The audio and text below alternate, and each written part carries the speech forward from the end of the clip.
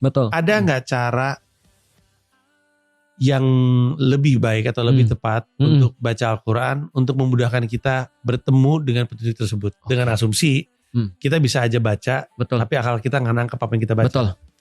Itu kan kita pengen berusaha kan, bahwa dikasih atau enggak mah itu ntar kan. Balik lagi. Kan Mas kan tadi bilang di awal, ingat ya Mas? Aku cuma berpikir dengan akalku. Itu Mas, pertanyaan itu worth belajar Islam entah berapa bulan. Karena Allah bilang di dalam Al-Quran, Kul in kuntum tuhibbunallah fattabi'uni. Jadi kata Allah gini, katakan wahai Muhammad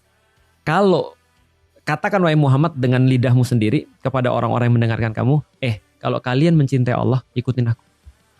Karena kita tahu gak semua orang bisa baca Quran, karena kita tahu gak semua orang bisa baca paham Al-Quran, maka kata Rasul, ikutin aku aja. Berarti pertama, dalam proses untuk belajar Islam, itu bukan ngerti Al-Quran sebenarnya, tapi tahu siapa orang yang bisa ngasih petunjuk. Makanya cara termudah ketika aku lagi pergi satu tempat, zaman dulu kan gak ada GPS Mas, aku bawa peta kan, peta kan cuma segitu-gitu aja. Aku turun dari motorku, aku datang ke tukang ojek atau tukang tempat, aku tanya, ini tempat nih, lorong ini di mana? Atau masjid ini di mana? Mereka tahu, oh bapak lewat sini aja. Kadang-kadang ada yang baik, sini saya anterin. Berarti yang penting adalah kita tahu nabinya dulu. Orang yang ngerti, ketika kita nggak ngerti apa-apa, maka Al-Quran itu kalau ada orang mungkin dia tidak bisa paham, dia tinggal nyari orang dalam sebenarnya.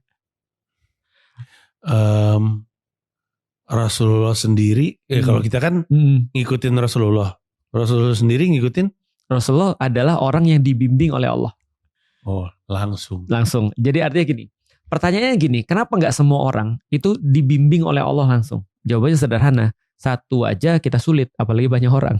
Maksudnya? Kalau banyak orang misalnya, semuanya ngaku Rasul, semua ngaku Nabi, gimana ceritanya Mas? Maka ada satu kan ya, satu orang yang terpercaya, yang sudah punya track record bagus. Kalau misalnya kita ngelihat misalnya dalam kasus itu adalah berarti ada satu orang yang benar-benar terpercaya kan. Dia sebelum jadi Nabi aja sudah benar-benar terpercaya, diyakini sama orang kata-katanya betul, dipilih oleh Allah dalam setiap generasi ada orang-orang seperti itu, dan dia diminta oleh Allah, nih aku guide kamu kasih guide kepada orang.